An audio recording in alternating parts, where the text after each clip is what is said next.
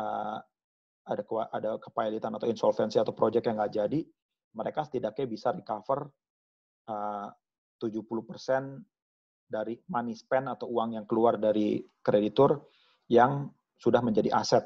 Harapannya begitu. Jadi mereka tidak harus berkompetisi dengan kreditur lain atau pihak ketiga yang meminjamkan uang kepada si project company.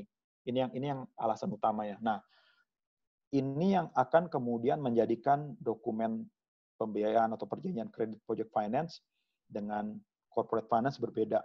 Kalau dilihat di dokumen pembiayaan project finance, larangan-larangan project company untuk meminjam, mendapat pinjaman, kemudian menjadi penjamin, kemudian mengubah RKAB anggaran buat proyek, itu akan ketat.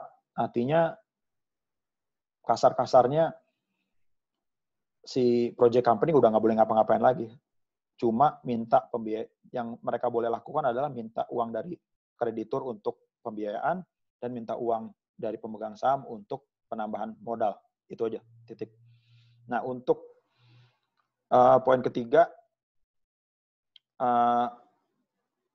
yang biasanya dilakukan atau biaya komponen hutang dan modal itu 70-30, artinya lagi-lagi akan lebih banyak uang dari kreditur yang keluar untuk membiayai suatu proyek dibanding uang dari pemegang saham. Tapi lagi-lagi ini tergantung dari jenis industri yang mau dibiayai dan arus kas, antisipasi arus kas yang dilakukan. Makanya biasanya kalau project finance, diskusi panjangnya adalah kalau sudah ada financial model keuangan arus kas selama berapa tahun ke depan, yang dari sponsornya pasti akan optimis, tapi dari krediturnya pasti akan pakai asumsi yang sangat pesimis. Asumsinya doomsday skenario lah. Tapi kayaknya sih nggak ada yang mengantisipasi COVID-19 ini. Jadi kalau kita lihat ke depannya mungkin akan banyak proyek-proyek yang mungkin terbengkalai, apalagi kalau yang US dollar cost base dan industrinya berhubungan dengan contohnya jalan tol atau properti.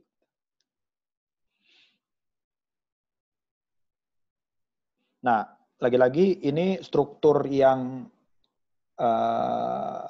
saya nggak bilang dasar, tapi struktur proyek yang umum. Kalau kalian lihat di tengah itu ada project company, itu adalah SPV-nya. Kemudian di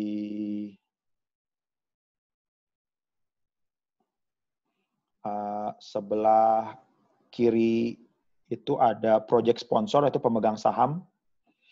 Di tengahnya ada bulat biru itu, kalau bisa lihat itu equity and subordinated debt. Ini artinya dokumen saham, partisipasi saham dari sponsor atau pemegang saham kepada project company. Dan kalau kalian lihat ada istilah subordinated debt, itu seandainya kalau yang umum tadi tidak terjadi, artinya dari kreditur cuma bisa membiayai 5 atau 60%. Jadi kalau saya pernah lihat beberapa proyek di mana krediturnya bilang, saya nggak mau ambil resiko terlalu banyak, saya cuma bisa biayai 60%, 40% harus dari sponsor, pemegang saham. Pemegang saham bilang, saya mau membiayai cuma saya komit 40, tapi membiayai 30% dari saham, dan 10%-nya saya mau lakukan dengan cara pinjaman pemegang saham. Artinya kredit. Artinya dari kreditur yang dari perbankan pasti akan mengharapkan sponsor haknya dibayar belakangan. Artinya perjanjian pinjaman dari pemegang saham kepada SPV harus istilahnya disubordinated atau dibayar belakangan, atau haknya di bawah atau junior dari hak-hak kreditur perbankan. yang jadi dasar dari project finance atau kenapa yang dokumen yang paling penting biasanya itu concession agreement. Kalau jalan tol itu PPJT, kalau listrik itu PPA, Power Purchase Agreement, kalau air itu biasanya ada Water Concession Agreement. Sebenarnya namanya bisa bermacam-macam lagi-lagi, tapi jangan terpaku sama jargonnya. Tapi mungkin yang harus kita mengerti kenapa dokumen itu ada dan apa sih sebenarnya inti dari dokumen itu.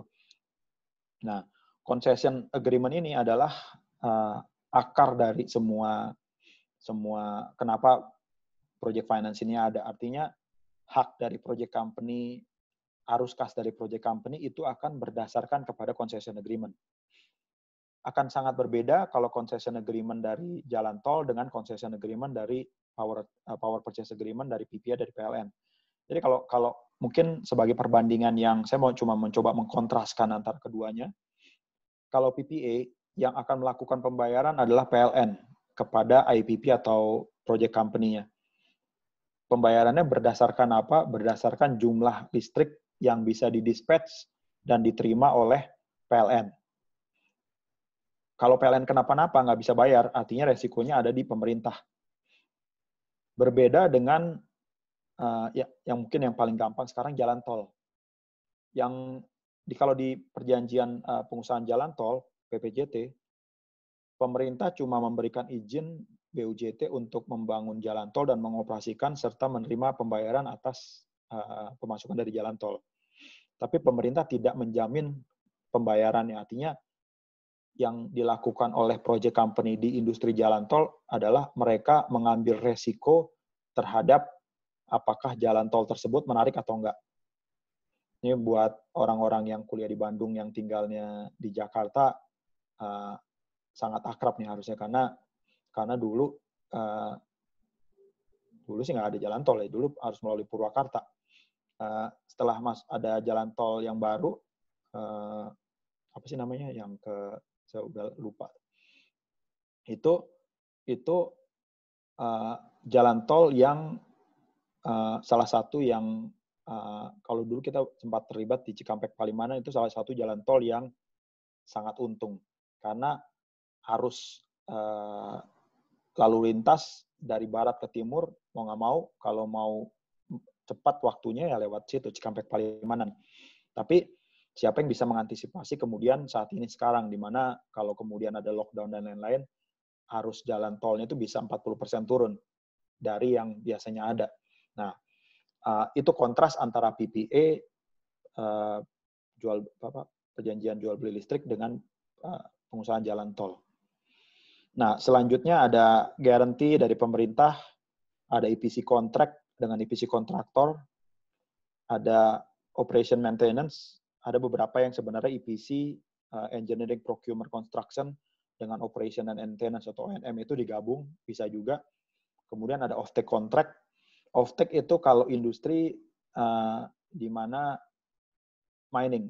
Jadi lagi-lagi kalau concession bentuknya PPA itu jadi satu sama off-take-nya. Kenapa? Karena yang akan meng-off-take atau yang mengambil listrik dan melakukan pembayaran adalah PLN. Dan itu menjadi satu di dalam concession agreement-nya. Nah, feedstock dan supply, ini kalau mining atau refinery, insurance policy untuk mengantisipasi kalau kena tiba-tiba kebakaran atau dan lain-lain. Nah, ini yang sekarang mungkin lagi populer. Apakah keadaan sekarang bisa diklasifikasikan sebagai keadaan kahar atau force majeure 1244 kalau nggak salah BW. Argumennya banyak, kalau kalian lihat literatur atau pembahasan banyak sekali. Ada yang bilang ini force majeure, ada yang bilang bukan force majeure, ini bukan force majeure absolute, force majeure relatif. It can go either way menurut saya. Nah, kalau kita bicara mengenai project finance, lagi-lagi mau nggak mau kita harus paham mengenai proyeknya. Siapa yang bayar, ada supplier atau enggak, resikonya di mana, gimana cara mitigasi resiko. Dan kalau kita bicara mengenai resiko, itu ada di berbagai macam, di kehidupan sih ada resiko juga gitu. Tapi di proyek finance itu yang entah kenapa orang jadi overwhelmed dengan membahas atau jadi sangat bersemangat kalau membahas resiko kalau di dalam project finance, dan selanjutnya gimana cara mereka mengalokasikan resiko tersebut.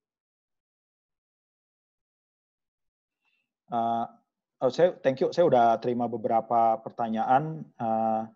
Mungkin nanti saya potong di tengah sebelum kita masuk ke aplikasinya.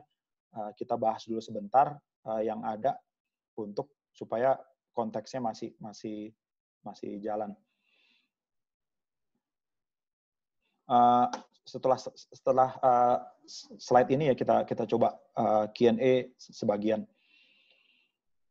Ada yang namanya qualitative risk, ada yang namanya ada beberapa resiko yang biasanya muncul. Sekilas aja, lagi-lagi saya nggak mau terlalu banyak menggunakan jargon, tapi ada beberapa yang mau nggak mau kalau kita bicara project finance harus berpikir seperti seorang accountant atau seorang engineer lah, insinyur. Kalau kita bicara mengenai resiko dari sponsor, yang paling gampang seberapa stabil negara tersebut. Mungkin saya nggak tahu Akang Tete teman-teman apakah cukup berumur untuk dengar istilah Karahabodas.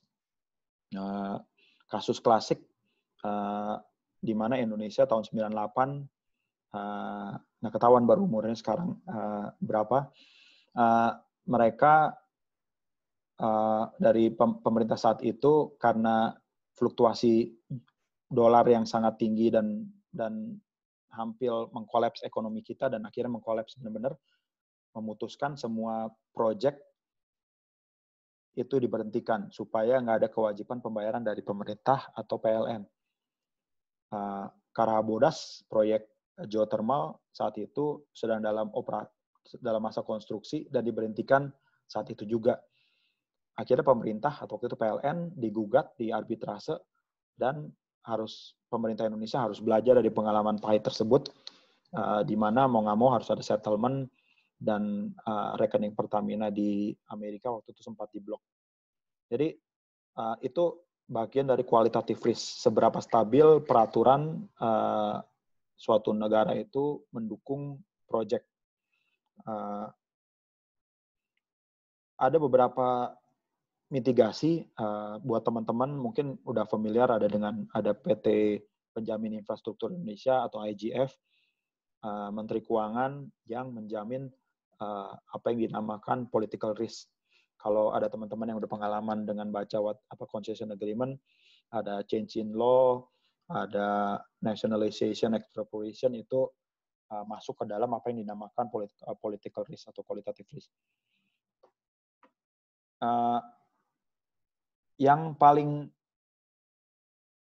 mungkin sekarang sih udah nggak ada yang namanya nasionalisasi secara langsung ya. Mungkin terakhir di Venezuela kalau nggak salah.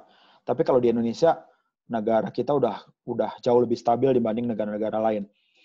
Yang ada adalah resiko di mana peraturan-peraturan itu secara nggak langsung atau tidak langsung kemudian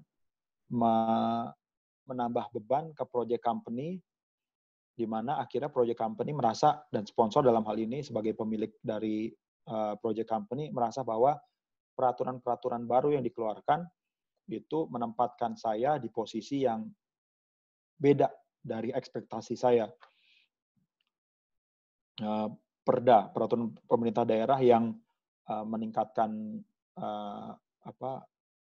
pajak daerah atau iuran sana dan iuran sini, itu mengakibatkan saya cash flow saya atau arus kas saya berbeda dengan apa yang saya antisipasi dulu. Nah, itu yang kemudian akhirnya banyak yang istilah kerennya creeping expropriation. di mana nggak terjadi direct expropriation, tapi terjadi creeping pelan-pelan itu menggerogoti kepentingan dari si sponsor atau project company-nya.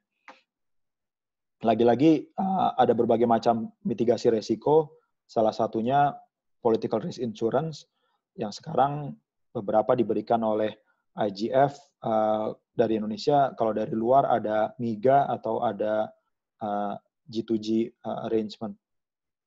Nah, ini yang itu yang dua tadi, kualitatif sama country risk, itu yang sifatnya G2G, government to government, bisa diatur di ICSID atau di BIT agreement. Nah, yang selanjutnya ini yang sifatnya lebih technical.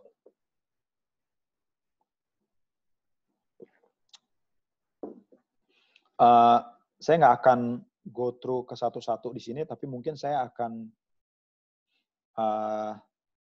yang poin nomor 7 yang seperti saya bilang tadi, seberapa jauh tanggung jawab dari pemegang saham atau sponsor terhadap kewajiban pembayaran dari project company kepada kreditur. Pada umumnya, begitu project sudah beroperasi di sini artinya sudah ada testing di mana project bisa menghasilkan arus kas, biasanya sponsor sudah bebas dari kewajibannya dia. Kewajiban sponsor biasanya memastikan project sampai COD atau commercial operation date atau sampai level tertentu dari operasinya dia. Sesudah itu biasanya udah off the hook istilahnya. Yang biasa terjadi adalah seperti poin 7, ada completion guarantee, memastikan project selesai, atau cost overrun, memastikan kalau ada tambahan biaya pembangunan atau konstruksi dari project, sponsor bertanggung jawab.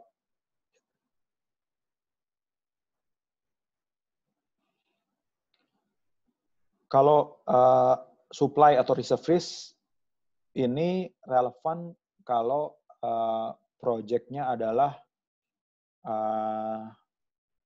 contohnya coal-fired power plant. Coal-fired power plant atau pembangkit listrik tenaga batubara, tenaga uap, sebenarnya simple, industrinya sederhana. Batubara yang sudah diolah dimasukin ke pembangkit, diolah, menghasilkan air yang menghasilkan kemudian heat rate yang akhirnya menghasilkan uap cukup untuk menggerakkan turbin untuk menghasilkan listrik. Nah, sesimpel itu sebenarnya, tapi kemudian ada, kalau kita bicara resiko, apakah harga batu baranya naik turun, apakah kemudian batu baranya diolah sampai menghasilkan kalori yang cukup untuk menghasilkan heat rate yang diwajibkan, itu yang kemudian akhirnya jadi pembicaraan. Kemudian khusus untuk supply risk, kita kalau bicara kembali lagi mengenai batu bara, apakah ada long term supply dari batu bara tersebut? Makanya kalau lihat trennya, banyak perusahaan batu bara sekarang, karena harga batu bara juga trennya menurun, mereka menjadi beralih posisi. Mereka juga akhirnya untuk memastikan off-take mereka beralih menjadi atau ikut partisipasi ke dalam konsorsium yang ikutan tender pembangkit listrik tenaga batubara. Kalau dilihat Adaro, Toba Bara, dan banyak lagi, mereka sekarang menjadi pembangkit tenaga listrik. Keuntungannya adalah mereka ada suplai batubara yang mudah-mudahan dalam jangka panjang cukup untuk menyuplai pembangkit listriknya. Lagi-lagi kalau kita bicara pembiayaan, kita tuh mau nggak mau harus bicara uang. Kalau bicara uang, kita harus mikirnya agak sedikit jadi anak ekonomi. Kalau harga batu baranya rupiah, dan kemudian kalau harga batu baranya dolar, kita contohnya kita beli dari luar, apakah kita dapatnya di ujung kita jual ke PLN itu bisa US dollar juga, komponen A, komponen bahan bakar, dan gimana cara memitigasi resiko. Biasanya hedging atau lindung nilai istilah kerennya yang kemudian dipakai. Kurang lebih sama dengan sales atau off-take contract. Mungkin yang saya mau garis bawahi adalah kalau yang menjadi kreditur atau bank yang membiayai proyek tersebut adalah bank-bank luar, seperti mana yang biasanya umum terjadi, dengan memberikan mata uang dolar. Sementara proyeknya itu IDR base. Yang paling gampang, jalan tol. Ada nggak orang memberikan, ada nggak bank yang selama ini memberikan pinjaman dalam bentuk dolar kepada perusahaan atau project company untuk dipakai membangun suatu proyek yang cost base-nya itu IDR, rupiah, dan penghasilannya rupiah, tapi pengembaliannya US dollar. Masuk akal nggak? Kalaupun masuk akal, kalaupun bisa diterima, seberapa jauh hedging atau biaya cost untuk memitigasi pergerakan suku bunga, pergerakan nilai tukar. Gitu. Jadi kita mau nggak mau, kalau kita menjadi lawyer atau konsultan hukum yang terlibat di dalam project finance, pikiran kita juga mau nggak mau harus mencoba mengerti dinamika dan industrinya sendiri.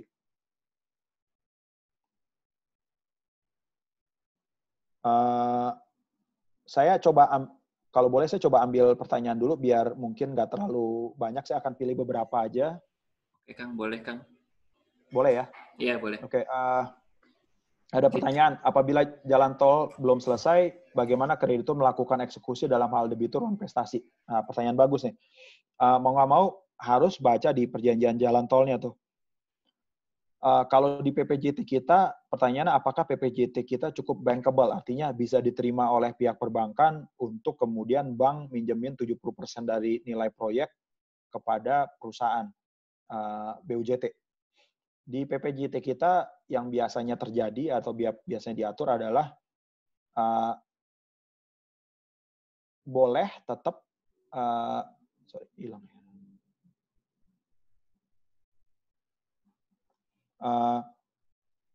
eksekusinya sangat terbatas karena satu, kalau BUJT itu mereka nggak punya aset, asetnya adalah PPJT-nya. Kalau PPJT-nya determinate oleh pemerintah, bubar jalan. Nah, kalau di PPJT ada yang diatur klausul termination. Nanti saya akan coba singgung sedikit di slide selanjutnya, pengakhiran atau terminasi. Apabila terminasi itu diakibatkan oleh BUJT, itu akan berbeda dengan terminasi diakibatkan oleh pemerintah. Jadi kalau BUJT-nya itu lalai atau cedera janji terhadap kewajiban di dalam perjanjian jalan tol, pemerintah hanya akan membayar porsi kalau nggak salah 70% dari nilai pekerjaan selesai. 70%-nya itu artinya sebenarnya pemerintah bilang kalau yang salah itu BUJT, itu saya akan ganti kreditur. Gitu. Tapi untuk menjawab pertanyaan, ada klausul terminasi di dalam PPJT yang secara umum memberikan kompensasi buat kreditur untuk mendapat pembayaran dengan asumsi ada orang lain yang berniat untuk menggantikan posisi BUJT tersebut.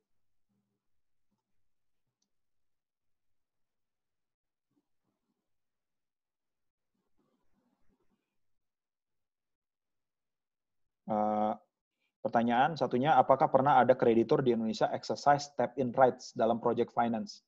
Nah, thank you pertanyaannya dari Putra. Step-in rights itu menurut saya hak yang ada diberikan step-in rights, artinya sebagai latar belakang step-in rights adalah hak yang diberikan oleh project company terhadap hak-hak kewajiban kepada kreditur. Jadinya artinya kreditur mempunyai hak untuk step in atau menggantikan menggantikan debitur atau project company agar dapat memulihkan cedera janji atau memastikan keberlangsungan proyek berjalan dengan cara melakukan prestasi yang diharapkan oleh counterpart dari project company dilakukan. Nah, pertanyaannya apakah pernah ada kreditur melaksanakan step-in rights? Jarang atau mungkin belum pernah. Tapi step-in rights adalah biasanya sesuatu hal yang diminta oleh kreditur. Itu apa ya? Istilahnya nggak ada ruginya untuk punya, walaupun apakah itu bisa dilakukan dengan gampang, belum tentu.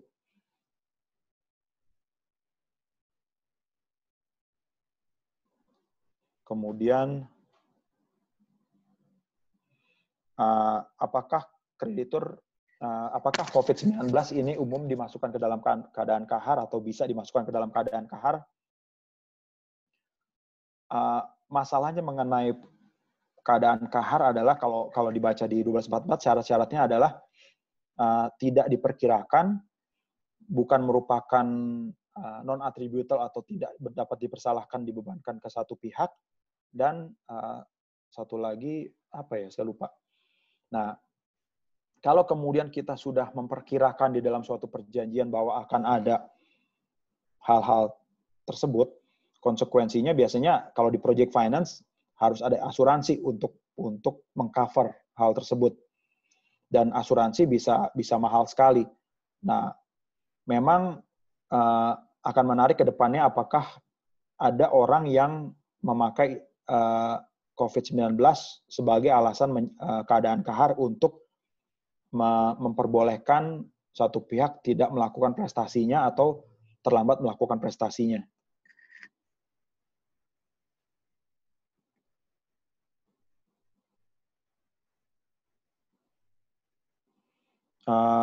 Satu pertanyaan lagi nanti saya ambil sebentar. Nanti saya lanjut lagi ke slide-nya dulu. Pembiayaan berdasarkan project finance, apakah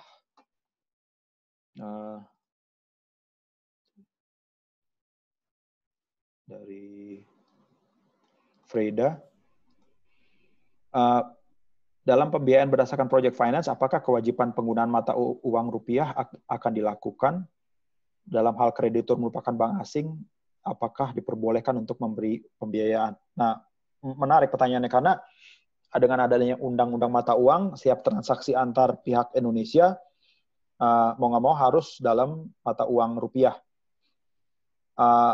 Dan undang-undang konstruksi kita mewajibkan pihak yang melakukan konstruksi atau menyediakan jasa EPC harus Indonesia. Jadi mau nggak mau memang komponen rupiah sangat ketat. Pertanyaannya, kalau kemudian ini sebenarnya proyek yang dibiayai oleh asing, Jepang atau Korea atau Cina biasa melakukan ini.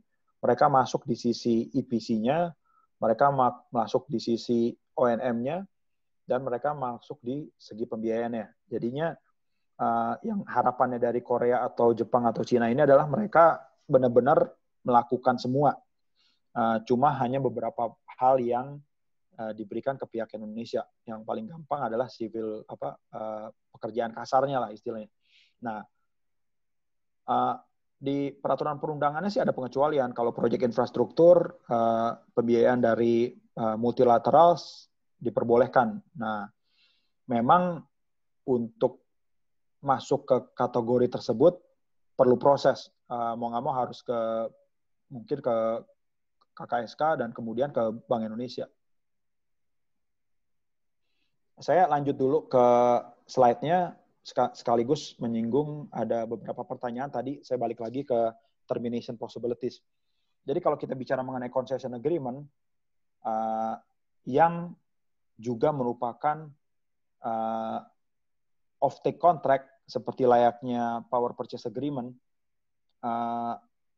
termination dari concession agreement atau termination dari offtake dalam hal PPA itu intinya itu akan menjadikan petaka atau bencana buat si project company, karena project company kehilangan alasan atau kehilangan hak untuk mereka melakukan usahanya dan paling penting melakukan penagihan dan menerima pembayaran atas jasanya mereka. Nah, di concession agreement yang bagus atau di PPA itu akan diatur secara detail cedera janji dan hak untuk terminasi. Biasanya terminasi ada dua, ada dua dalam arti bahwa terminasi siapa atau pengakhiran yang mempunyai hak untuk mengakhiri siapa, dan siapa yang melakukan cedera janji. Kemudian dari jangka waktu juga, apakah sebelum COD, apakah sesudah COD. Nanti efeknya berbeda dan konsekuensinya akan berbeda, terutama di formula terminasinya. Nah, kalau concession agreement yang bagus, yang dibilang bankable, harusnya memberikan hak buat kreditur untuk melaksanakan hak eksekusinya mereka. Dan selanjutnya, kalau ada terminasi, memberikan hak buat si kreditur dibayar berdasarkan nilai pekerjaan, atau bahkan di beberapa yang expected profit-nya juga masuk. Jadi itu concession agreement yang bagus. Dan secara umum berdasarkan pengalaman saya, kalau di concession agreement PPA generally sudah oke. Memang satu yang masih mendapat perdebatan itu ya salah satunya mengenai mata uang, dan kemudian termination yang diakibatkan yang diinisiasi oleh pemerintah. Itu yang kadang-kadang masih menjadi perdebatan.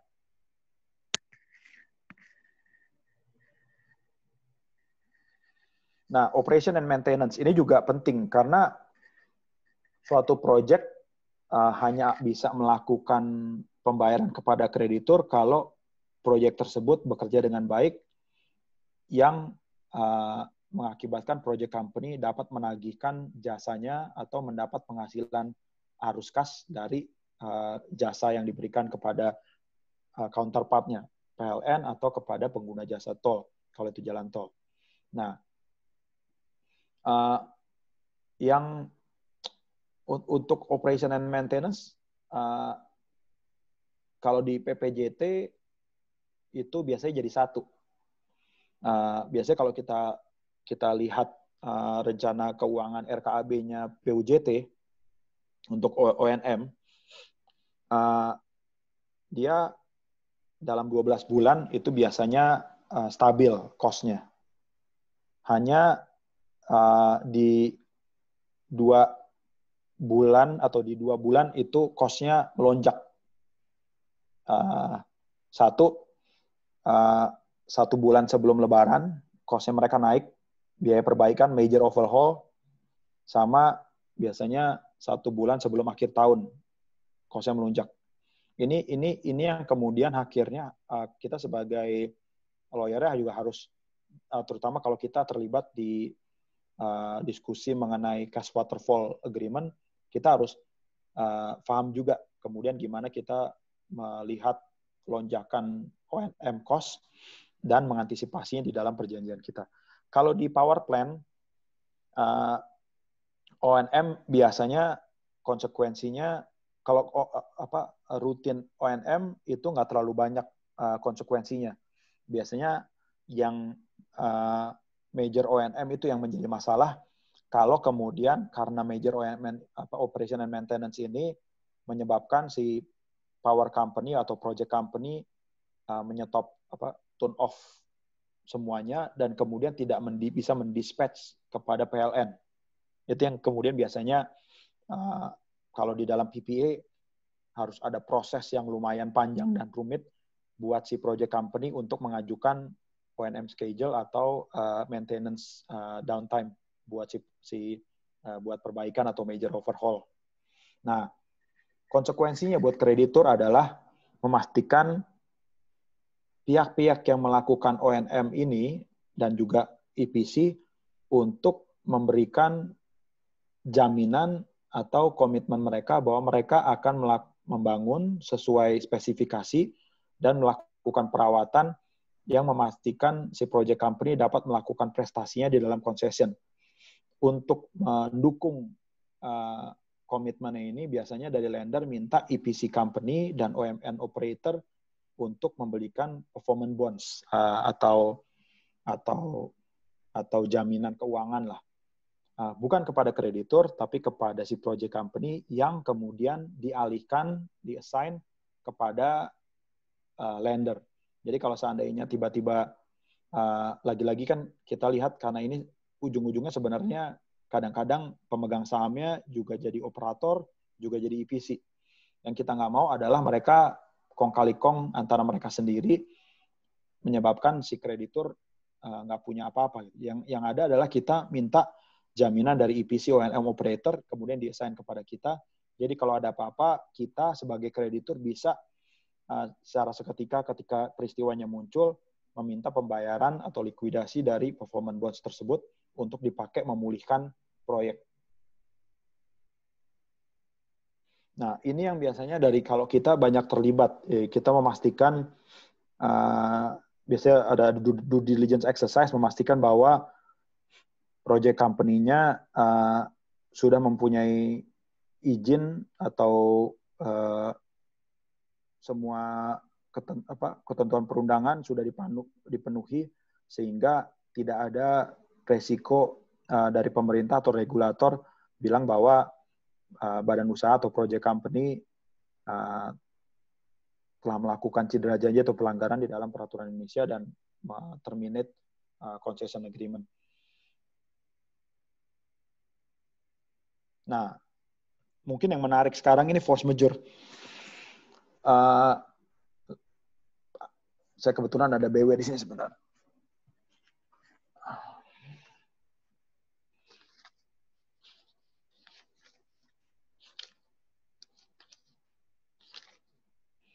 Kalau 1244 itu namanya force majeure adalah disebabkan suatu hal yang tak terduga, tidak dapat dipertanggungjawabkan, dan tidak ada itikat buruk. Jadi pertanyaannya, apakah suatu force majeure itu harus diperjanjikan atau setiap pihak dalam suatu perjanjian bisa memakai FM ini untuk memperbolehkan mereka tidak melakukan prestasinya? Mungkin kalau ini ada kuliah, mungkin orang yang kompeten yang harus menjawab, karena bisa lagi-lagi bisa macam-macam argumennya. Itu kalau di hukum Indonesia. Nah, kalau di hukum luar, FM itu harus preskriptif, artinya nggak bisa di-invoke setiap saat, nggak bisa dipakai setiap saat orang untuk diberikan kesempatan tidak melakukan prestasinya atau terlambat melakukan prestasinya. Nah, kalau kemudian sudah dinyatakan secara jelas poin-poinnya, mau nggak mau biasanya kreditur akan minta bahwa setiap peristiwa ini sebisa mungkin diasuransikan. Jadi kalau gempa bumi, kebakaran, banjir, apakah ini melakukan peristiwa FM? Kalau secara definisi di dalam BW, iya. Tidak dapat diperkirakan, kemudian tidak dapat dipertanggungjawabkan kepada pihak yang bersangkutan, dan tidak ada itikat buruk. Tapi yang poin mengenai tidak dapat diperkirakan, apakah satu proyek yang didirikan di pinggir pantai atau di daerah longsor benar-benar tidak dapat diperkirakan akan longsor? Nah, ini banyak debat. Jadi memang diskusi mengenai FM sesuatu diskusi yang bisa diperpanjang, bisa diperpendek. Diperpendek kalau kemudian bilang lendernya, saya nggak peduli apa yang kamu tulis, saya maunya kamu asuransikan ABCDE. Bahkan ada perusahaan asuransi yang sebenarnya memberikan asuransi, nggak di Indonesia ya, di luar memberikan asuransi business interruption, di Indonesia juga business interruption dan cash flow insurance. nggak murah sih, makanya kemudian akhirnya jarang orang atau sponsor berani untuk ambil asuransi ini.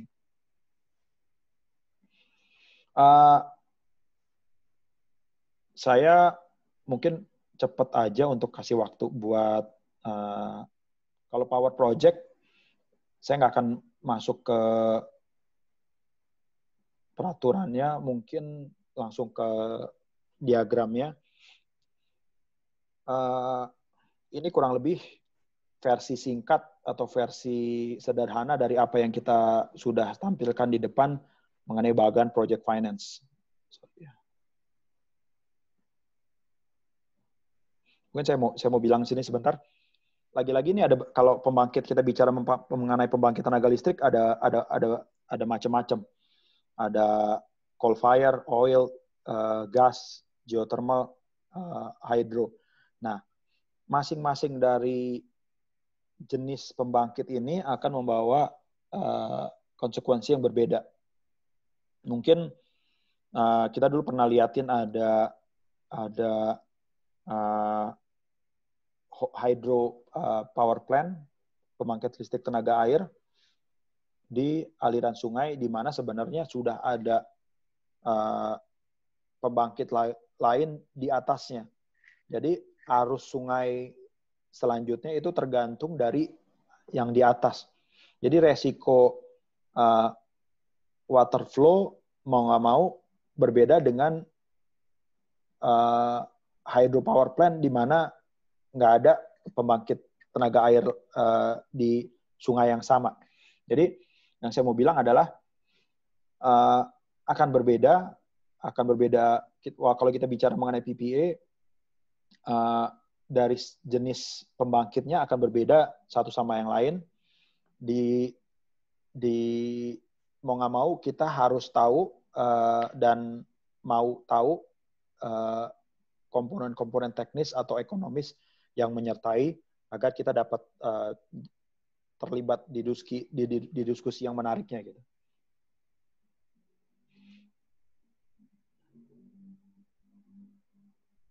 Nah, struktur yang umum di dalam project finance itu kurang lebih untuk coal fire power plant adalah sebagai berikut. Jadi ada pemegang saham yang memberikan penyertaan modal kepada IPP company.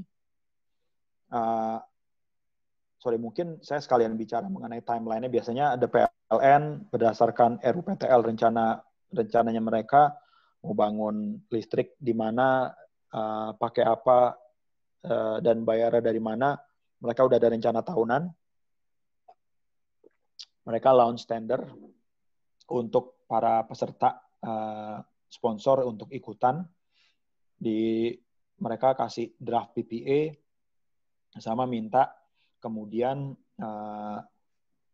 masing-masing sponsor bikin konsorsium agreement, siapa yang jadi lead konsorsium, siapa yang jadi pemimpinnya untuk kemudian masukin tender.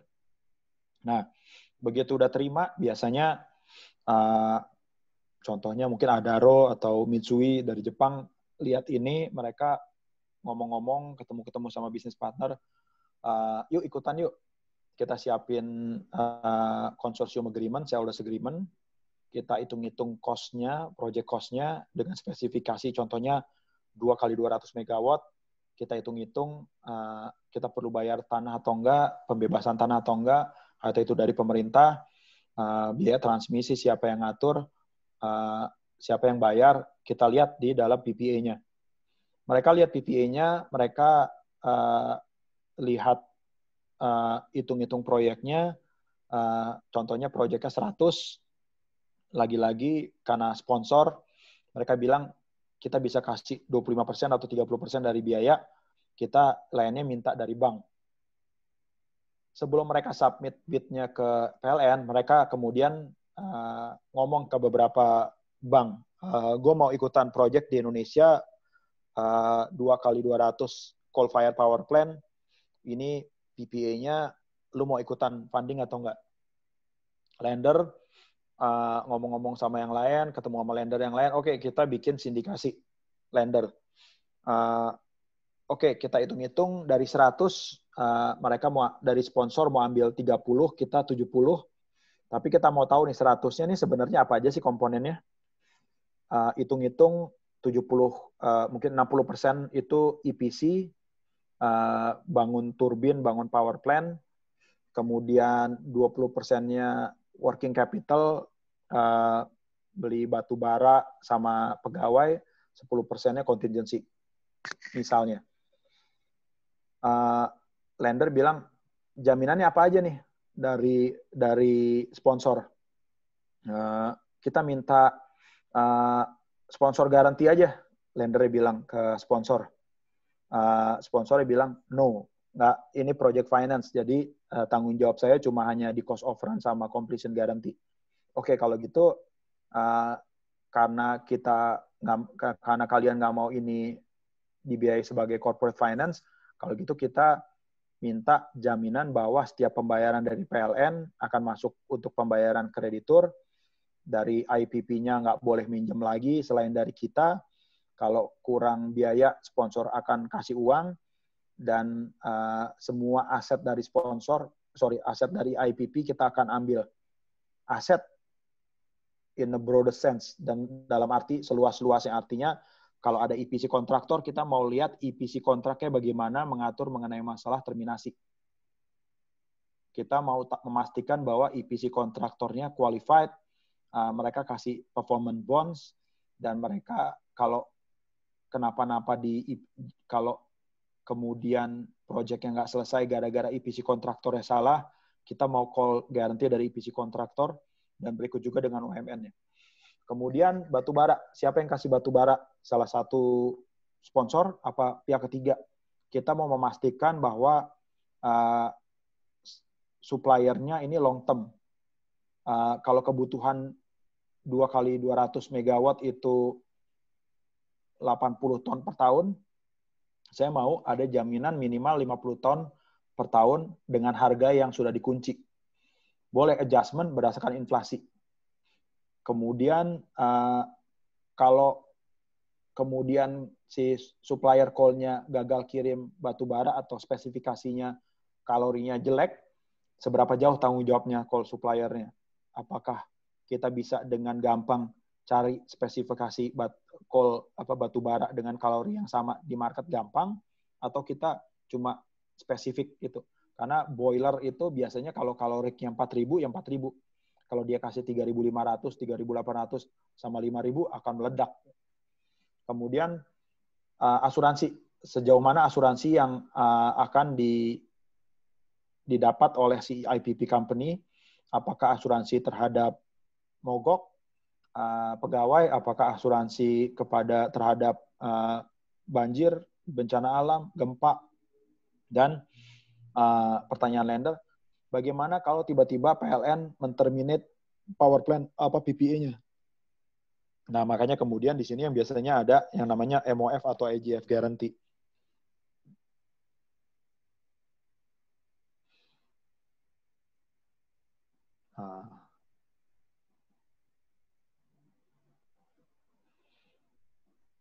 Nah, ini kurang lebih hal-hal yang seperti saya bilang sebelumnya yang akan menjadi perhatian lender atau pihak-pihak yang terlibat di dalam project finance. Kenapa kalau yang di poin 2, sponsor aim to generate revenue to repay principal, interest, and return on investment. Pada umumnya, project finance itu suatu pembiayaan yang memang bicara dengan jumlah yang besar. Dan tenor atau jangka waktu pembiayaan itu bisa lebih dari 15 tahun. Di Indonesia, setahu saya, bank jarang yang bisa melakukan pembiayaan sedemikian panjang. Makanya kemudian banyak bank-bank yang dari luar yang lebih tertarik. Nah, dengan makin panjangnya tenornya, kestabilan atau unpredictability-nya juga makin unpredictability itu semakin luas. Artinya hal-hal yang mungkin terjadi itu makin banyak. Nah, oleh karenanya mau nggak mau biasanya project documents, EPC, O&M, supply offtake biasanya akan menjadi perhatian yang akan diskrutini atau menjadi perhatian oleh kreditur. Dan yang paling penting adalah mungkin yang poin ketiga, predictable cash flow. Jadi semua biaya untuk 5 tahun ke depan diperhitungkan setiap 3 bulan tuh harus ada. Yang benar-benar mengakomodasi semua biaya dan memastikan semua revenue atau pemasukan itu accountable atau bisa diperhitungkan.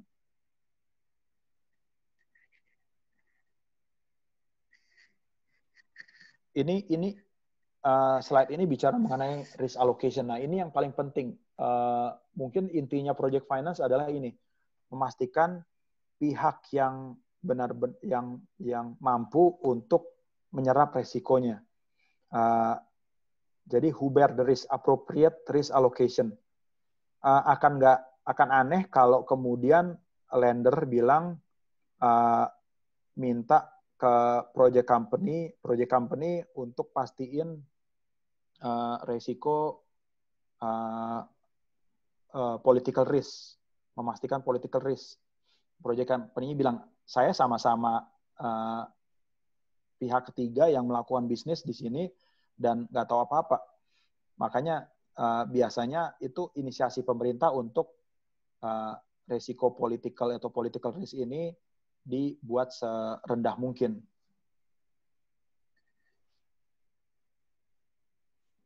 Mungkin saya masuk ke slide yang lebih applicable untuk buat kita yang mungkin relevan buat teman-teman yang masih kuliah.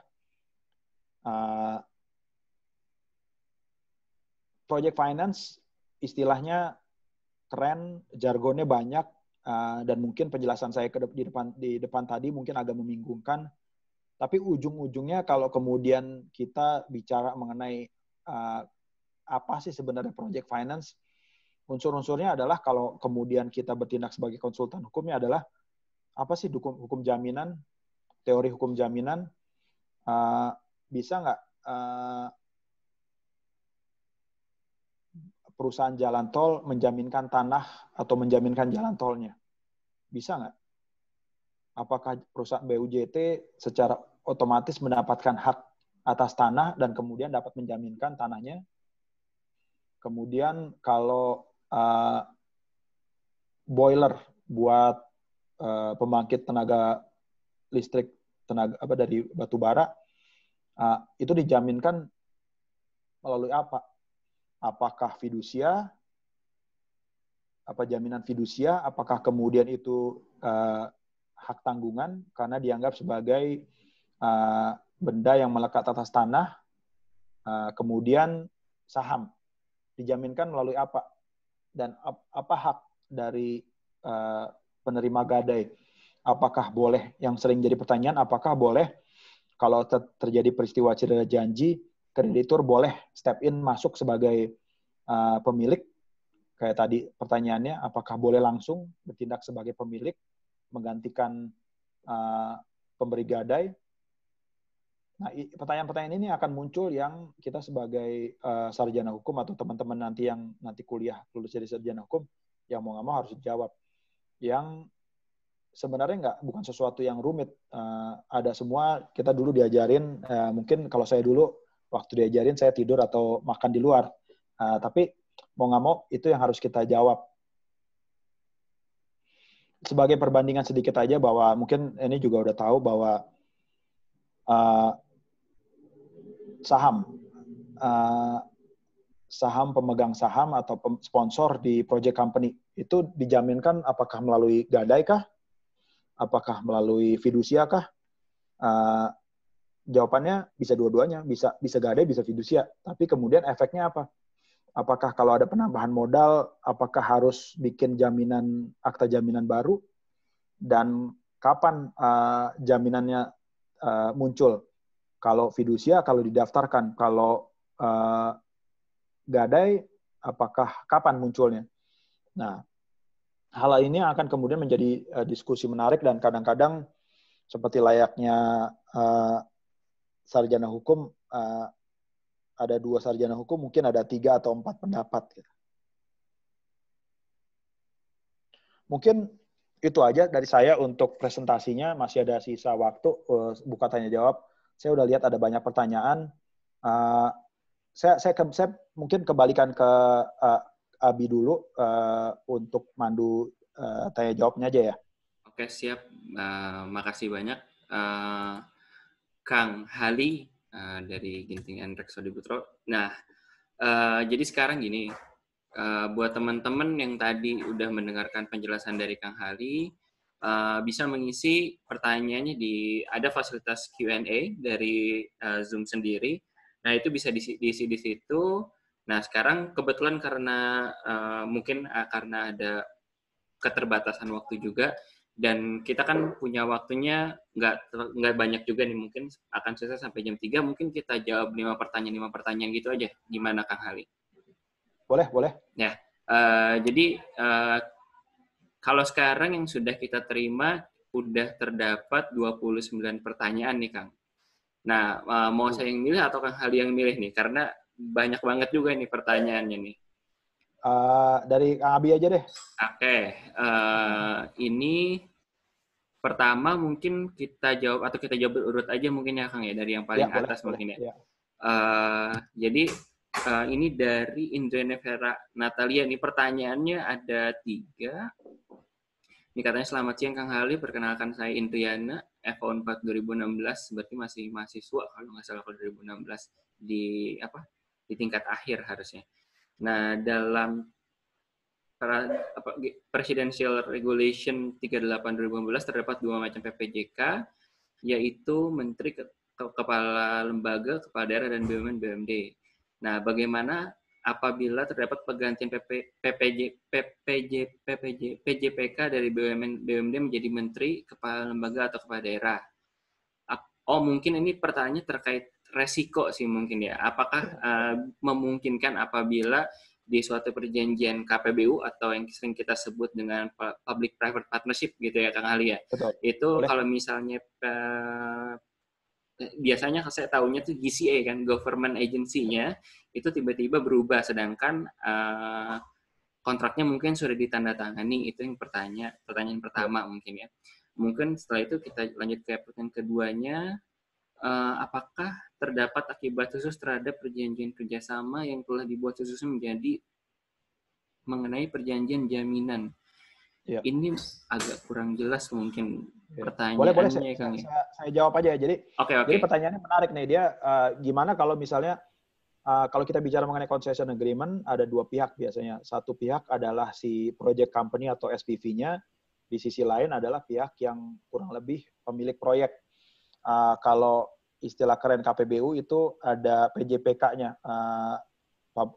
Public Contracting Authority-nya. Nah, pertanyaannya gimana kalau ada pergantian PJPK? Jadi contoh misalnya dari Pemprov atau Pemda menjadi BUMD atau BUMN. Gimana akibatnya terhadap perjanjian kerjasamanya? Nah, memang pertanyaan selanjutnya mungkin yang ini, kalau kemudian itu ada atau kewajiban PJPK-nya dijamin oleh IGF atau Badan Usaha Penjamin, atau di dalam hal ini PII,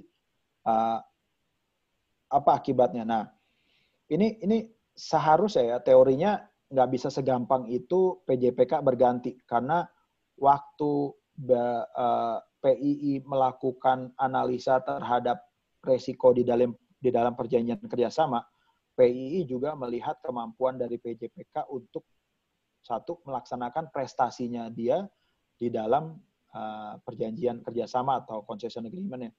Contoh yang pengalaman saya, perjanjian pengusahaan air di Jawa Timur. Dulu ada debat apakah PJPK-nya harus Pemprov atau BUMD. Dari BUMD bilang ini kan saya udah dimandatkan di dalam perda untuk saya yang melakukan.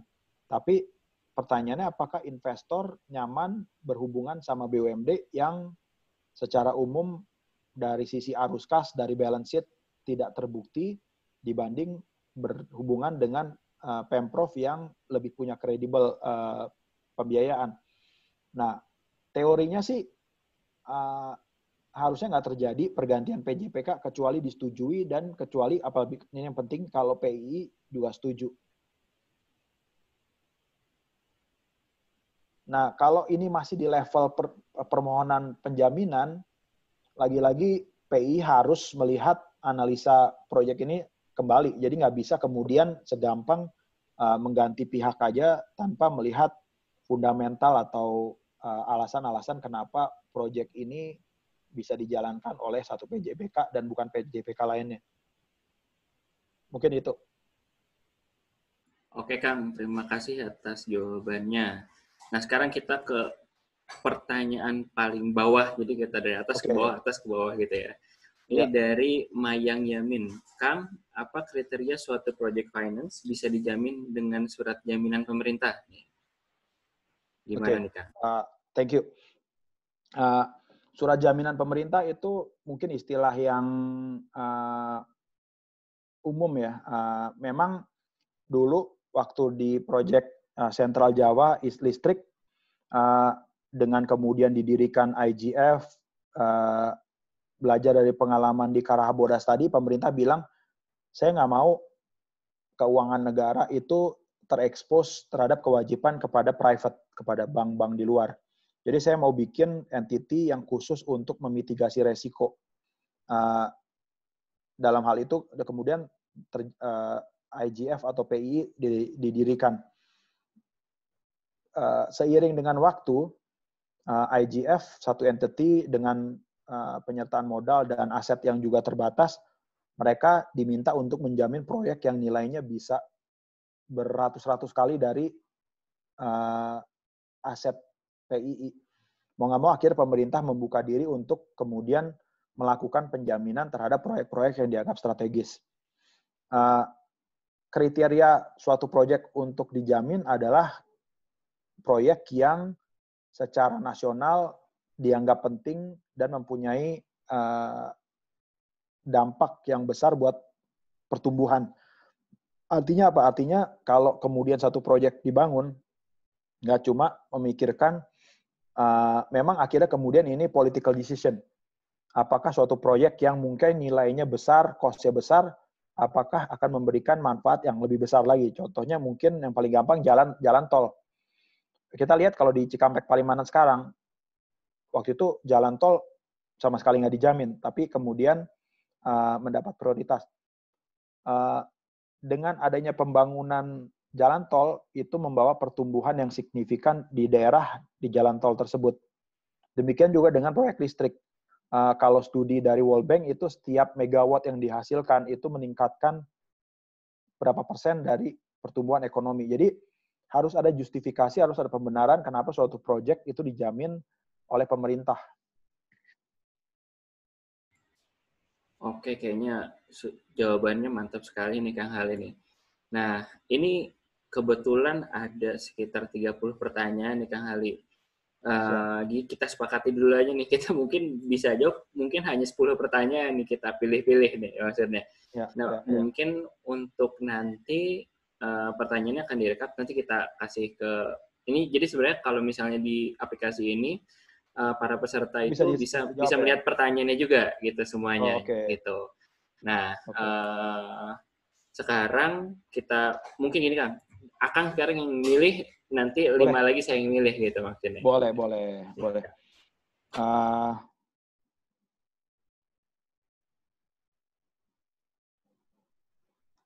Dari aset dalam perjanjian dengan lender yang menjadi jaminannya apa aja, lalu bagaimana mengeksekusinya. Kalau jaminannya apa aja sih, lagi-lagi kalau project finance yang mereka fokus adalah arus kas.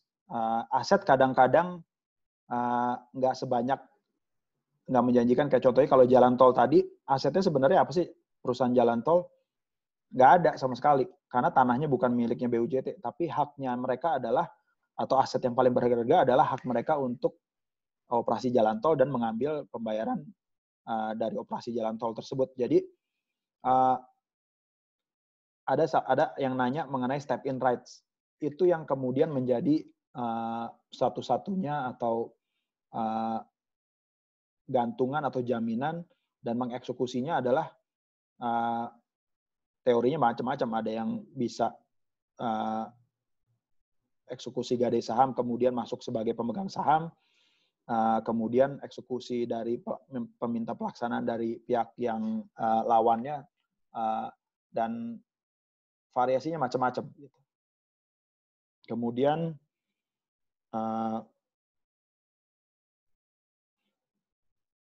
untuk Alvin, proyek berasal dari tender, kapan biasanya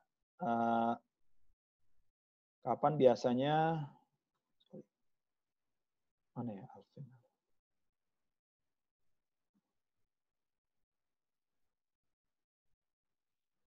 Sebentar, tadi hilang.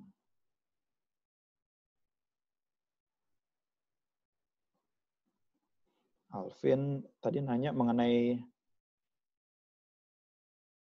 hilang. Kalau nggak salah pertanyaannya, Alvin, ini kapan Kang, saya biasanya nemukan nih Kang. Ada ya? Ada nih, Bang Hali, karena biasanya proyek berasal dari tender, kapan biasanya sponsor maju ke potential lender atau bank untuk meminta pembiayaan atas proyeknya? Gitu. Setelah diputuskan menang dari tender atau ketika akan ikut tender selanjutnya, apakah biasanya dalam tender disyaratkan pernyataan kemampuan pembiayaan?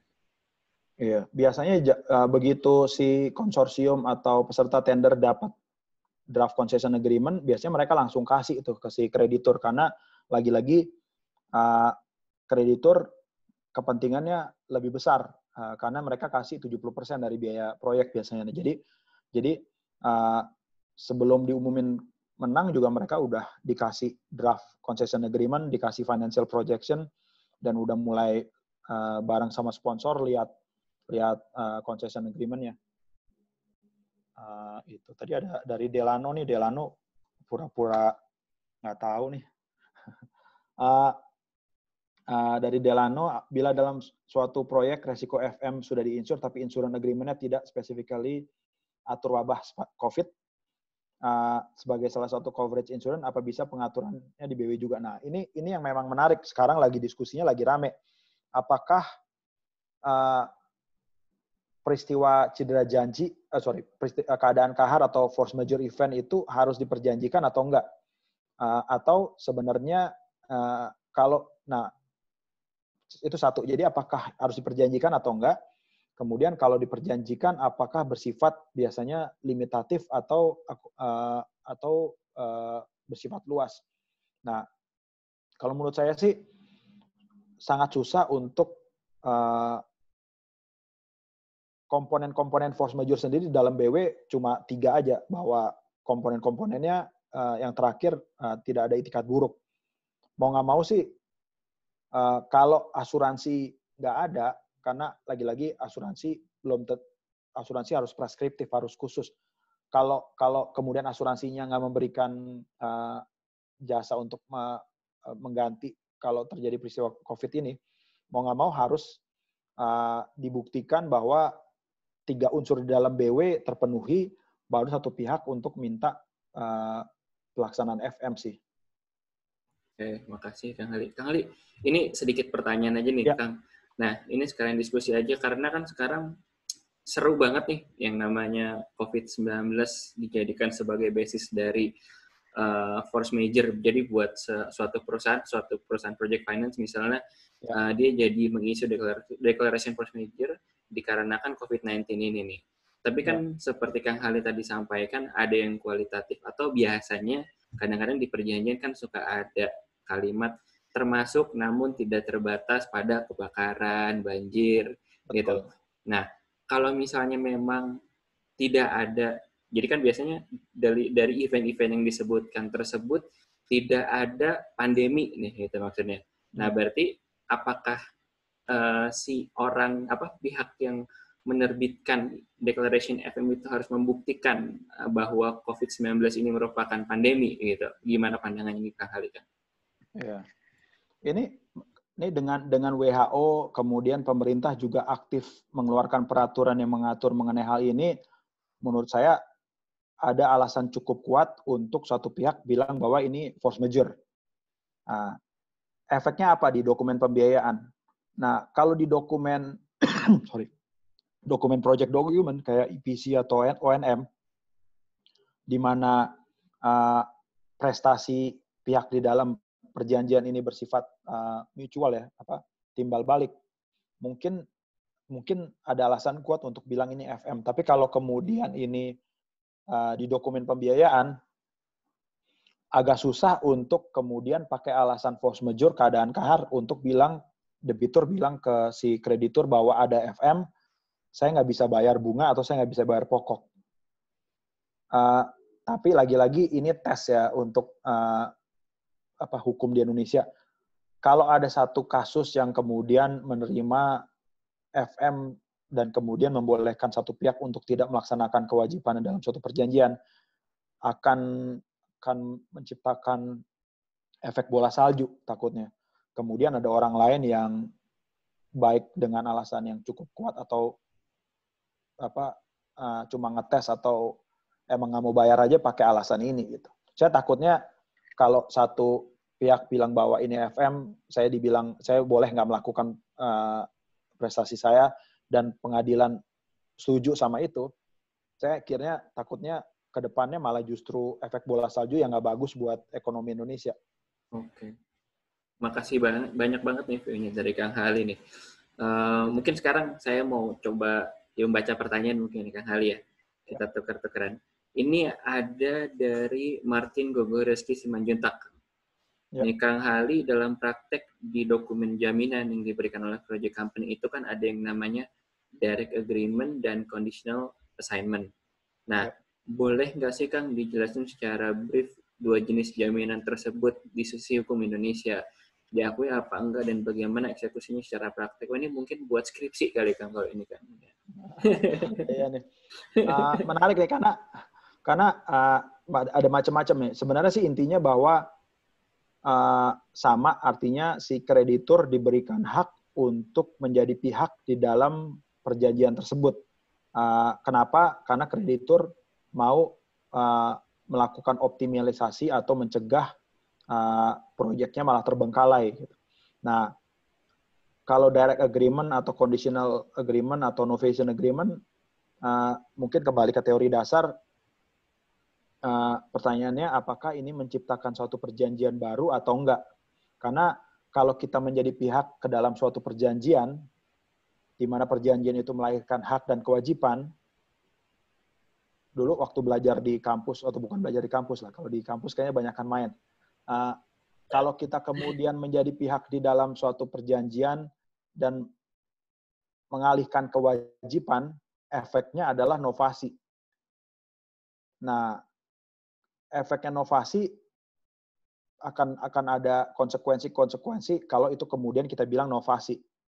Dan kalau kemudian ini hak yang diberikan kreditur, pertanyaan kedua, apakah kreditur mau untuk mengambil alih haknya si debitur di dalam suatu kontrak melalui step in, dan juga terbebani dengan kewajiban di dalam perjanjian tersebut.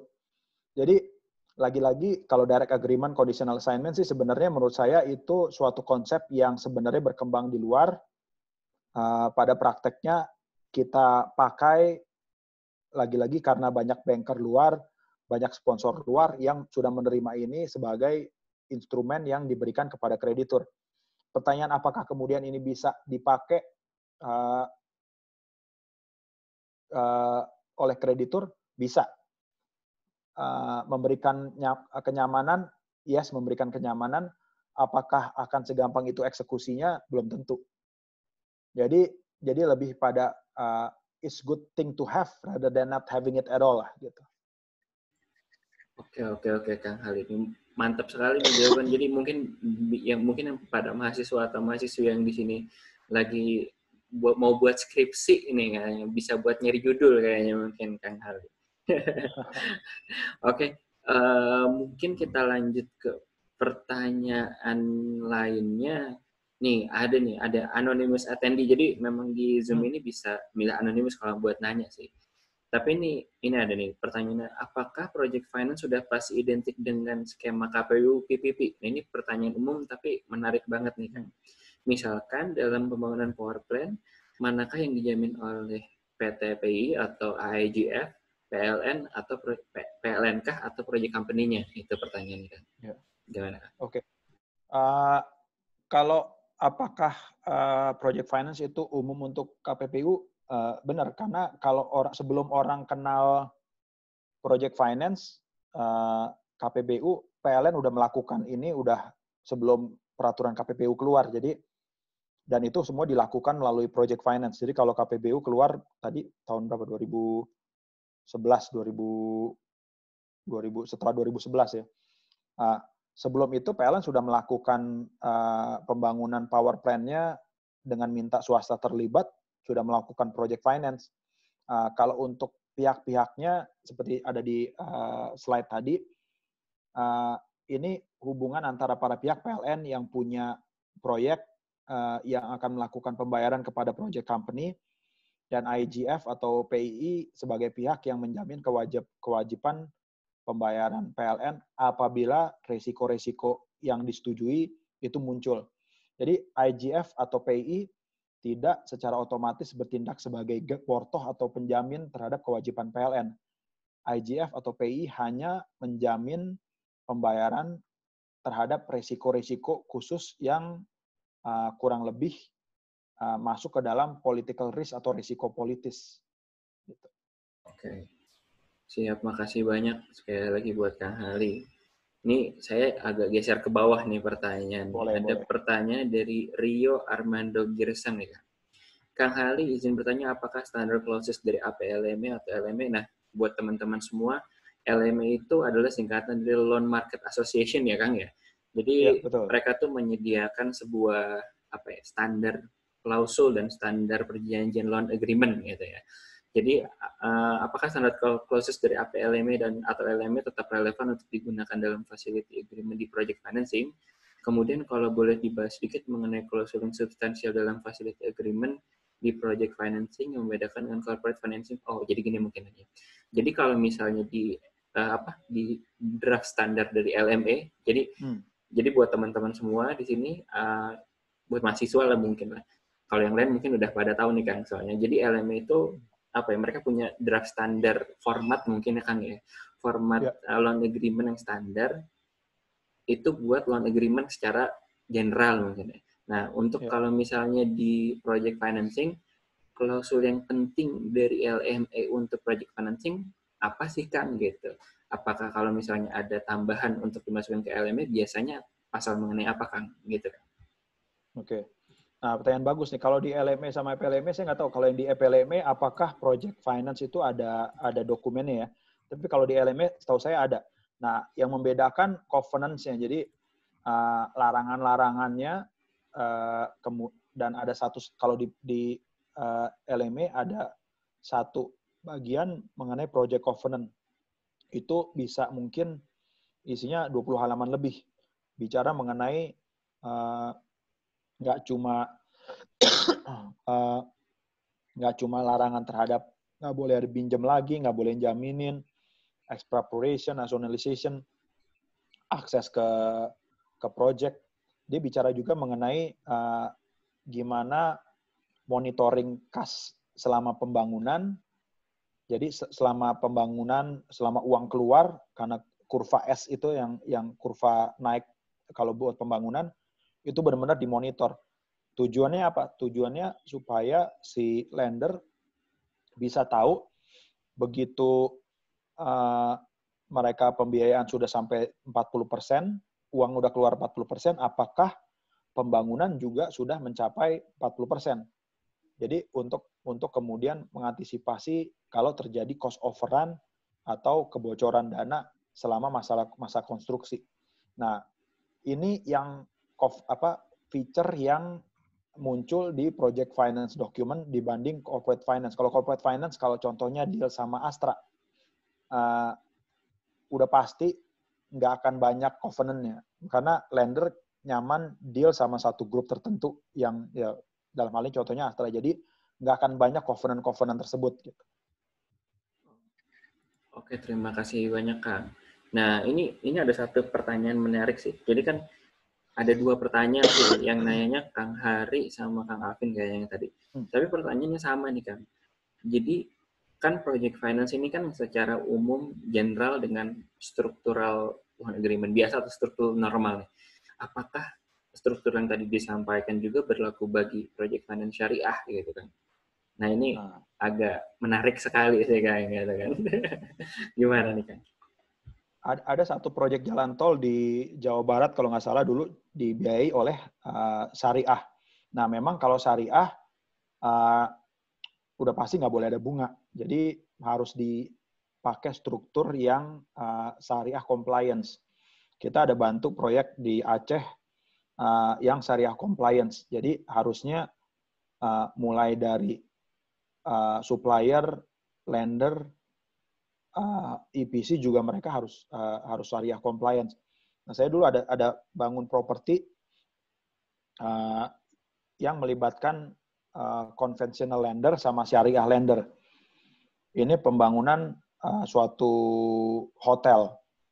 Nah, memang dulu awalnya mau sindikasi antara bank, tapi kemudian satu bank yang nggak jadi, tapi diganti sama satu bank yang syariah. Jadi commercial agreement-nya antara sponsor sama lender adalah, atau sama arranger, dia bilang semua harus sama, equal pari passu. Tapi kita bikin supaya benefit yang diterima oleh conventional lender juga diterima oleh syariah lender. Artinya kalau bunganya dulu di konvensionalnya JIBOR plus 4 atau plus 6, ya di syariahnya dikonstruksikan mendapat manfaat yang sama. Nah, tentunya ada limitasinya. Ya, masalahnya dulu di hotel ada hotel yang buat F&B income, menjual alkohol, ya mau nggak mau revenue-nya harus diputer supaya syariah lendernya nggak terima dari revenue itu, tapi dikompensasikan melalui revenue yang lain. Gitu. Memang pada prakteknya akan menarik kalau kemudian ketemu masalah yang ada, kemudian kita coba berpikir gimana memecahkan masalah tersebut. Oh, oke. Ini sangat-sangat menarik sih, karena jadi mungkin ada apa ya, ada suatu sekat ya, mungkin ya kayak bilang sekat antara dari sisi pengelolaan keuangan. Jadi mungkin ya kayak ketika yang satu syariah hanya menerima pendapatan secara syariah, dan yang satu bank general secara umum menerima, ya boleh juga nggak syariah gitu menerimanya, mungkin gitu. Iya. Nah, betul. Emang sangat-sangat menarik. Nah, ini saya akan nyatuin 2 pertanyaan nih, Kang. Nah, ini dari angkatan 2016, Agatha Mutiara sama Rasheldi Adiwinata nih. Jadi, yang pertama, Kang, gimana sih untuk meminimalisir risiko untuk pembiayaan proyek pemerintah? Contohnya kalau misalnya di strategis nasional yang memiliki tenor dalam jangka panjang. Apakah lebih baik project finance atau dari global bond, Kang? Nah, kalau misalnya pengaturan dalam kontraknya tersebut sendiri di project finance, apakah konversi kerugian yang di DTSPV ketika masa konsesi habis, kemudian akankah langsung dialihkan ke negara? Enggak nih kan, gitu. Jadi mungkin apakah ketika rugi terus tiba-tiba dialihkan ke negara, jadi negaranya rugi, atau enggak nih kan? Atau SPV-nya harus mengganti dulu, atau bagaimana biasanya kan? Itu sih kan. Iya. Nah, untuk tadi pertanyaan pertama mengenai masalah opsi pembiayaan, apakah project finance atau global bonds, jarang orang mau beli bonds yang untuk pembangunan proyek. Yang biasanya dilakukan adalah orang melakukan pembiayaan pertama kali melalui project finance dengan tenor mungkin 10 tahun, dengan pembayaran misalnya pembayaran pokoknya mungkin 2% selama 10 tahun, jadi 20% totalnya, dan 80%-nya itu dibayar di tahun terakhir, jadi bulat, jadi gede di belakang gitu. Nah, selama 10 tahun ini, kemudian sudah ada revenue yang masuk, sudah ada bukti bahwa proyeknya membawa arus kas yang bagus, baru kemudian mereka bondskan, atau mereka keluarin bonds untuk bayar atau refinancing yang 80% gede di belakang ini. Jadi kalau kemarin kita lihat global bonds-nya Komodo bonds-nya Waskita Jasa Marga itu nggak specifically dedicated untuk proyek tertentu. Jadi itu kurang lebih proyek corporate finance lah. Covenants-nya pun bukannya covenants project finance. Kalau project finance, covenants-nya udah pasti akan panjang, dedicated untuk proyek itu, untuk mengunci revenue dan membatasi further expansion atau further land borrowing. Tapi kalau bonds sangat relax biasanya. Nah, jadi itu yang biasa dilakukan. Kalau untuk kemudian apakah pemerintah langsung bertanggung jawab untuk bayarin utangnya anak perusahaan atau BUMN, enggak. Lagi-lagi pemisahan kekayaan negara cukup jelas. Hanya kalau kemudian ada government guarantee. Government guarantee pun juga ada dua, ada yang melalui PII, ada yang melalui Menteri Keuangan. Yang untuk melalui Menteri Keuangan pun juga sebenarnya sudah sangat terbatas, cuma hanya kalau ada terminasi atau pengakhiran yang tidak sesuai lah. Jadi Menteri Keuangannya sih sudah ada upaya untuk ring fence keuangan negara dari resiko proyek-proyek yang gagal ini. Makasih banyak nih Kang Hali, view-nya ini banget soalnya. Tadi ada ngobrolin tentang government guarantee juga, tadi ada menjawab pertanyaan dari Kang Bintang gitu, kapan ya government guarantee dikeluarkan, kan bisa melalui PII atau ya government mengeluarkan langsung ya Kang gitu kan. Betul. Kalau misalnya terminasi. Nah, ini ada satu pertanyaan yang sangat menarik sih mengenai keadaan yang terjadi sekarang ini nih. Kalau misalnya keadaan terjadi sekarang, jadi suatu project company-nya dan tidak ada referensi terhadap JIBOR atau LIBOR atau TIBOR. Jadi JIBOR atau LIBOR itu kan Jakarta itu satu Interbank. patokan ya, Jakarta Interbank rate gitu, dan itu kalau LIBOR itu London Interbank ya kan rate-nya. Nah, kalau misalnya tidak ada ketentuan mengenai price review atau interest review gitu, interest rate review, apakah bank dapat membuat bunga berdasarkan rate tertinggi dari interest bank yang ada di dunia ini? Namanya pertanyaan agak susah, tapi mungkin kalau misalnya buat mahasiswa ini satu topik yang sangat menarik buat jadi bahan skripsi nih Kang. Gimana nih Kang Hali view-nya nih? Ya, memang kalau lagi mungkin benar kata Abi, orang harus tahu dulu bahwa dasarnya bank ngasih pinjam kita itu kadang-kadang bukan bank uangnya dia. Mereka minjem juga dari bank lain berdasarkan rate yang namanya interbank. Jadi pasar uang lah. Jadi mereka minjem dari bank, atau kalau di Indonesia sih lumayan aktif, tapi jarang. Tapi kalau di luar negeri sering tuh antar bank minjem. Nah, sebenarnya dengan ada patokan LIBOR, JIBOR, dulu SIBOR, itu sudah memberikan kepastian bahwa interbank itu cost of fund mereka berapa, kemudian ditambah margin. Itu margin buat si bank yang ngasih pinjam buat ke kita. Nah, kalau di dalam perjanjian kredit sih biasanya kalau LIBOR itu nggak ada namanya bank reference untuk menentukan berapa bunga yang harus dibayar.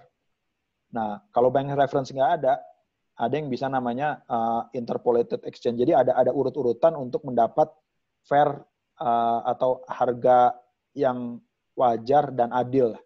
Nah, memang ada beberapa yang bank bilang kalau nggak ada LIBOR, nggak ada interbank yang adil, yang paling gampang dan yang menurut saya paling adil ya cost of fund dari bank tersebut. Jadi contohnya paling gampang, kalau Bank Mandiri kasih deposito 3 bulan 5,5%, ya Bank Mandiri punya hak untuk membebankan 5,5% plus marginnya dia ke kita sebagai debitur. Itu yang menurut saya adil. Tapi kalau nggak adil, kalau kemudian Bank Mandiri yang cost of fund-nya dia 5,5%, kemudian dia bilang, saya akan kasih kamu harus wajib bayar saya bukan 5,5%, tapi 8%. Karena it doesn't reflect the cost of fund, the actual cost of fund yang suffered by the bank. Gitu. Terima kasih banyak nih Kang Hali, mantap banget nih. Mungkin kan karena kita nih hampir 70% tuh mahasiswa dan mahasiswi Kang yang hadir Kang. Jadi mungkin mereka tuh pengen lihat diskusi kita tuh kayak nyari ini judul skripsi apa ya gitu mungkin gitu kan. Karena kan rata-rata tadi 2016 berarti 2020 tuh lagi nyari judul skripsi harusnya kan gitu kan. Oh ya benar. Iya. Nah ini mungkin ada hubungan dengan kepailitan nih kan dari Kang Oke. Rusman Effendi nih. Bagaimanakah perlindungan terhadap kreditur bank yang project finance, Kang, apabila SPV, jadi si vehicle-nya ini dimohonkan PKPU atau pilot oleh supplier atau kontraktor gitu. Apakah ada perlindungan karena kan mereka kan nggak punya jaminan kan sebenarnya karena jaminan mereka rata-rata ya contohnya cash flow-nya atau sebenarnya shares-nya aja sih sebenarnya kalau misalnya jaminannya pun ada ya mungkin tidak senilai dengan total yang total loan yang diberikan gitu kan. Apa pengalaman Kang Hali ada nggak sih gitu maksudnya gitu. Nah, menarik nih kalau project finance lagi-lagi kita sekarang udah ada surat dari MA yang bilang kalau kreditur preferen atau kreditur dengan jaminan itu tidak boleh memohonkan PKPU. Itu juga menjadi perdebatan tersendiri. Nah, untuk menjawab pertanyaan gimana kalau SPV dimohonkan pilot atau PKPU oleh suppliernya. Nah, sebenarnya kalau project finance yang benar, jumlah supplier itu sudah masuk ke total project cost. Artinya sebenarnya sudah ada bank yang menyediakan working capital facility. Jadi artinya sebenarnya setiap supplier yang memberikan aset barang atau jasa kepada project company sudah diperhitungkan. Artinya sebenarnya sudah ada uang yang akan dipakai untuk membayar mereka. Jadi resiko supplier unsecure untuk mengajukan PKPU harusnya minimal, harusnya ya. Jadi karena ada working capital facilities yang sebenarnya didedikasikan untuk melunasi supplier-supplier ini. Oke Kang, makasih nih sudah terjawab nih jadinya kan. Nah ini mungkin pertanyaan terakhir Kang karena kita udah 14.58 nih. Oh. Nah nggak kerasa ya Kang. Ini makasih banget nih Kang Hale nih. Nah ini makasih ke Ika juga nih yang udah organize ini, udah repot-repot ini kemarin dari Roni sama Abi sendiri udah hubungin. Iya, ini kita memang akan jadi acara yang selalu berulang gitu lah kan gitu. Karena ya buat buat sharing juga brainstorming buat kita semua kan. Nah ini menarik sekali nih Kang pertanyaan mengenai project financing nih. Bagaimanakah melakukan project financing yang bertanya bagi Nugraha project financing terhadap infrastruktur yang belum ada regulasinya di Indonesia. Nah, contohnya multi-lane free flow untuk jalan tol. Apakah proyek yang belum diatur regulasinya lebih baik menggunakan corporate financing? Pertanyaan seperti itu, Kang.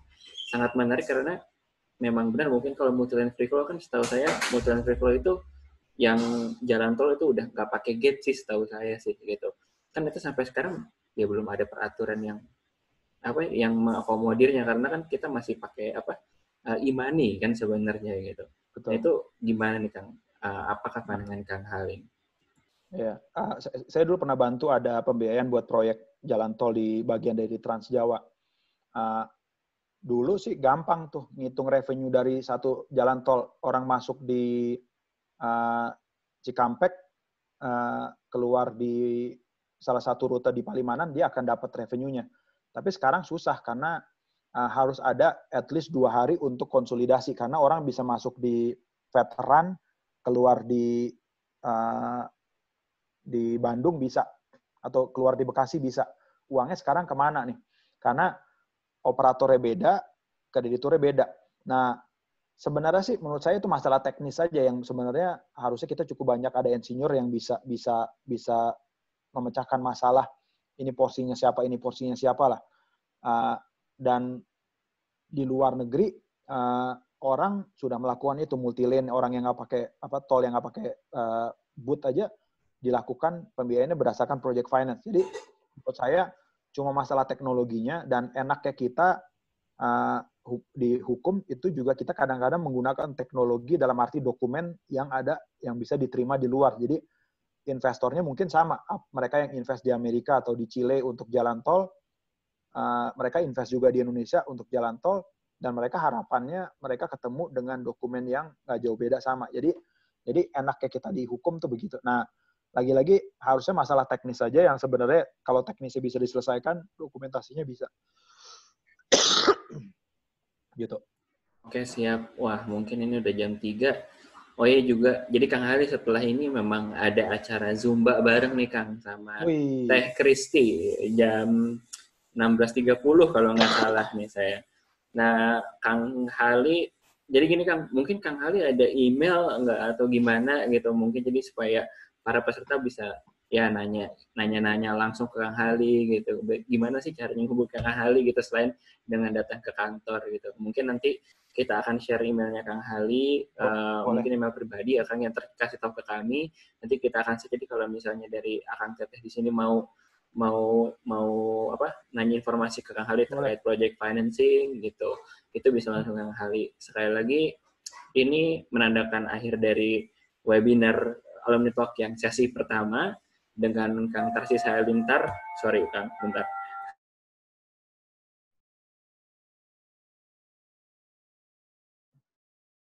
Dan terima kasih juga udah tahan 2 jam untuk dengerin saya celoteh.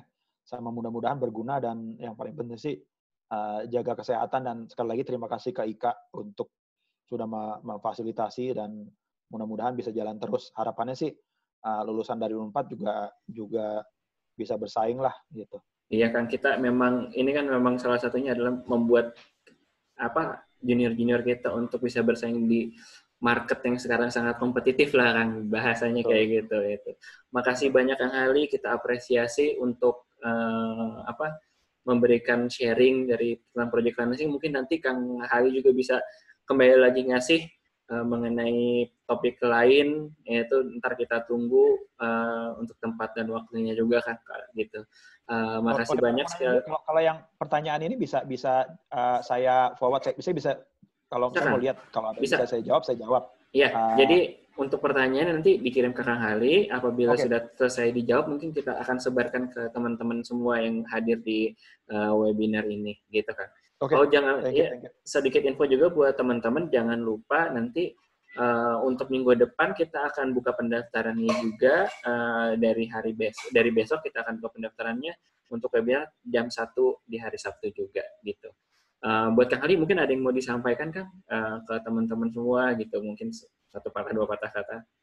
Iya, makasih lagi-lagi ke Ika sama teman-teman yang udah menyempatkan diri hari Sabtu jam sore-sore gini untuk hadir di webinar. Sorry nggak bisa jawab semua, nanti mudah-mudahan saya bisa ada kesempatan untuk jawab melalui email atau saya nanti kasih ke Kang Abi dan teman-teman. Itu aja. Dan jaga kesehatan lah. Nah, siap. Oh ya, sebelumnya saya juga lupa, ini acara Alumni Talk ini semua bermula dari Kang Roni, dari hubungan kemahasiswaan, dari IKF Unpad. Terima kasih. Assalamualaikum warahmatullahi wabarakatuh. Terima kasih. Salam. Salam.